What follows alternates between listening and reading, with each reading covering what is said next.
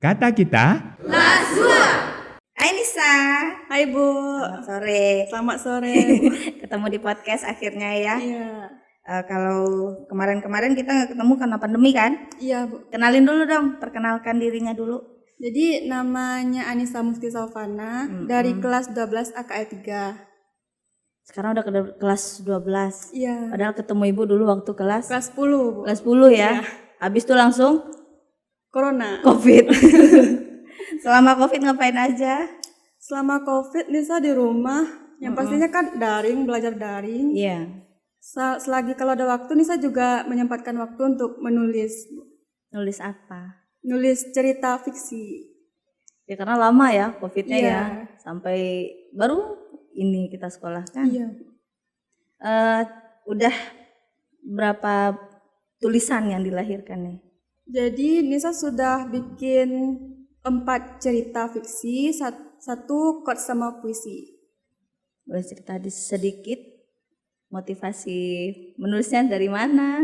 Jadi kalau untuk menulis ini sebenarnya Nisa nggak punya motivasi, tapi karena emang suka, jadi Nisa lakukan gitu Bu. Nulis aja gitu ya? Iya. Apapun Apa aja? yang ada di sekitarmu. Iya, kadang juga apa yang ada di imajinasi Nisa juga Nisa bikin untuk tulisan gitu. Sebelum mikir nulis, langsung kepikiran aja atau butuh apa yang mau dilihat dulu? Ngayal dulu misalnya? Ngayal biasanya Bu. Ngayalin apa? Contohnya kita ngayalin sesuatu, kita pengen ini terjadi tapi nggak bisa di dunia nyata terjadinya. Jadi terjadinya itu ya di dunia fiksi ini gitu. Jadi lahirlah tulisan. Iya. Udah berapa buah nih yang ditulis? 4 cerita Bu. Apa aja?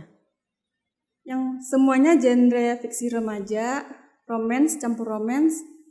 Yang awalnya itu judulnya Kepingan Rasa, yang kedua judulnya The Violinist Sagara, yang ketiga judulnya Kutunggu Syahadatmu, dan yang keempat Nafs. Salah satu yang paling menarik bagi Nisa hasil Yang tulisannya. sekarang Nisa tulis Bu, Apa Nafs. itu? Yang judulnya Nafs. Ceritanya tentang apa? Ceritanya itu juga genre fiksi remaja. Temanya tentang perjuangan hijrah seseorang. Gitu Bu. Seseorangnya siapa? Temennya? Enggak, tokoh fiksi yang Nisa bikin sendiri. Oh, hasil khayalannya. Iya. Terus ceritanya itu tentang perasaan juga SMA. Ya, Perasaan siapa Nisa? tokohnya. Oh, tokohnya. Inspirasi menulisnya dari mana Nisa? Jadi Nisa punya 2 penulis favorit, yaitu Bunda Asma Nadia sama Temila Sariduenti Bu. Kalau dari Bunda Asma Nadia ini, Nisa suka beliau itu karena cerita yang beliau tulis itu bagus-bagus Bu. Bunda Asma Nadia juga fokusnya ke religi romance. Mulai menulisnya Nisa ini dari kapan nih Nak? Jadi kalau awal titik mulanya itu Nisa suka nulis itu dari kelas 7 SMP. Yang waktu itu guru bahasa Indonesia Nisa bernama Bu Fitmawati nyuruh Nisa bikin tugas cari salah satu tempat wisata di Sumatera Barat. SMP-nya di mana dulunya? Nisa di SMP 3 10 Kota Singkara. Oh gitu, jebolan ke Singkara. Habis itu? Jadi beliau minta Nisa untuk nulis sebuah tugas. Itu referensinya itu dari tempat wisata yang ada di Sumatera Barat Bu. Dan Nisa waktu itu ambil tempat wisata Pantai Air Manis Malin Oh, jadi Nisa ke Padang dong? Enggak, cari-cari internet aja. Oh, cari internet aja. Kirain ke Padang, habis itu pelototin pemandangan, habis itu nulis. Nah, kemudian kata Ibu Fitmawati ini tulisan Nisa bagus, kenapa nggak ikut ekstrakurikuler cipta baca puisi aja? Oh gitu. Habis itu langsung masuk. Jadi sejak itu Nisa suka nulis-nulis gitu Bu. Kalau di ekskul sendiri kegiatannya apa tuh waktu di SMP? Jadi kalau ekskul cipta dan baca puisi itu kita menciptakan sebuah puisi, lalu kita bacakan. Masih ada kaitannya sama menulis ya? Iya. Puisinya boleh tahu dong hasil karya puisi yang pernah Nisa buat? Udah lupa Bu.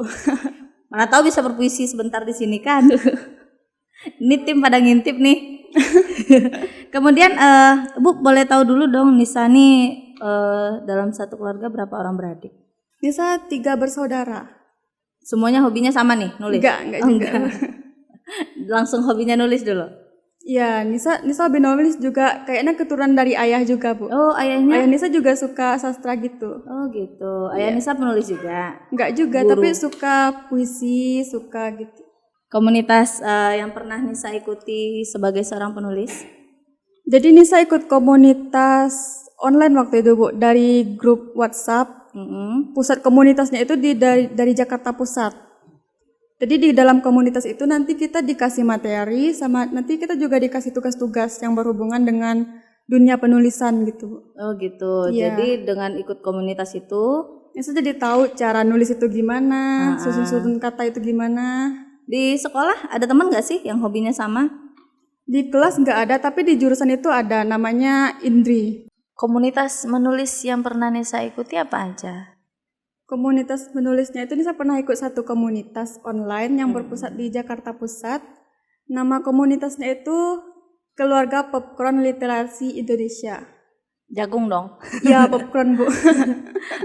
Di dalamnya? Di dalamnya itu jadi kita di dalam komunitas itu kita di awalnya dikasih materi, terus nanti kita dikasih tugas dari materi yang disampaikan itu, Bu. Iya. Materinya itu udah pasti tentang dunia kepenulisan, gimana tata cara penulisan yang baik, gimana nyusun bahasa-bahasa yang baik, EYD-nya juga. Iya. Gitu, Bu. Pernah menulis tentang keresahan teman-teman sekelas nggak sih? Kalau Nisa pribadi nggak pernah nulis gitu, Bu.